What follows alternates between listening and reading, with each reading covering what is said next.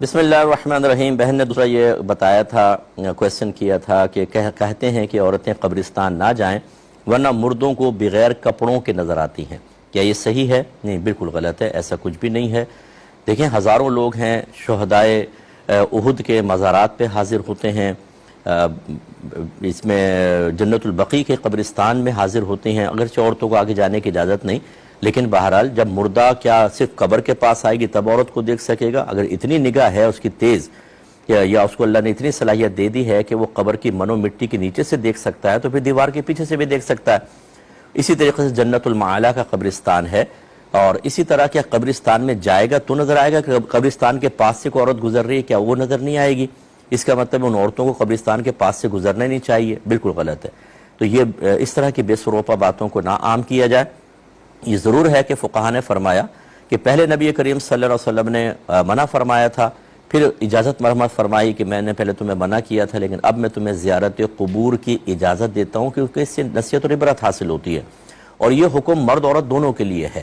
جو علماء منع کرتے ہیں وہ اس کا مطلب یہ ہے کہ بے پردہ عورت نکلے، وہاں جا کے جزا و فضا کرے گی، یا وہاں قبرستان ایسا ہو کہ تنہائی ہے، کچھ بدماش قسم کے لوگ خدا نہ خواستہ عزت کے مسائل کر دیں گے جیسے بعض جگہ دیکھا گیا ہے، یا وہاں اتنا رش ہے کہ عورتوں مردوں کا اختلاط ہے، ایسی جگہ پہ عورت کا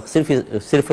قبرستان میں قبر کی زیارت کے لیے یا ایصال ثواب کے لیے جانا منع کر دیا گیا۔ لیکن اگر تمام تر قیودات کے ساتھ کوئی خاتون جاتی ہیں، باپردہ ہیں، محرم کے ساتھ ہیں، مردوں عورتوں کا اختلاط نہیں ہے، تو بالکل وہ قبرستان جا سکتی ہیں آج کل کے دور میں، اور جا رہی ہیں، اور لاکھوں عورتیں جا رہی ہیں، اور جس طریقے سے نبی کریم صلی اللہ علیہ وسلم کے مزار اقدس پہ بھی تو عورتیں حاضر ہوتی ہیں، تو اسی طرح دیگر مزارات کے اوپر ان کا استثناء کرنا اور باقی مطلب قبرستان کی اجازت نہ دینا، یہ صحیح ضرورت کے تحت ہوگا جو علماء منع کرتے ہیں، اور وہ بالکل صحیح منع کر رہے ہیں، اس کا میں انکار نہیں کر رہا ہوں۔ لیکن اب جیسے بہت ساری عورتیں جاتی ہیں اپنے محارم کے ساتھ، والدین وغیرہ کی قبر ہیں، بچے کی قبر ہیں، اور وہاں پہ ایسا مسئلہ بھی نہیں ہے تو وہاں جا سکتی ہیں، لیکن ہم یہ کہتے ہیں کہ قصد و ارادے کے ساتھ نہ جائیں، جیسے وہاں سے گزر رہے ہیں تو ٹھہر کے چلو ایصال ثواب بھی کر دیا، اور وہ بھی اس صورت میں کہ جب آپ وہاں قبر تک جاتے ہوئے قبروں کے اوپر چڑھ چڑھ کے نہ جائیں، پھلانگ کے، مناسب نہیں، پھر دور سے اپنے باہر سے ایصال ثواب کر لیں۔ اور بہنوں کے لیے سب سے بہتر یہی ہوتا ہے کہ اپنے گھر پہ رہ کے کریں، کیونکہ جب عورتیں وہاں جاتی ہیں تو یہ اپنے آپ کو قابو میں نہیں رکھ پاتی، رو پڑتی ہیں، جزا و فضا کرتی ہیں، چیختی چلاتی ہیں بعض اوقات، تو یہ مناسب نہیں ہوتی چیزیں۔ تو ان تمام چیزوں کو ذرا ذہن میں رکھیے،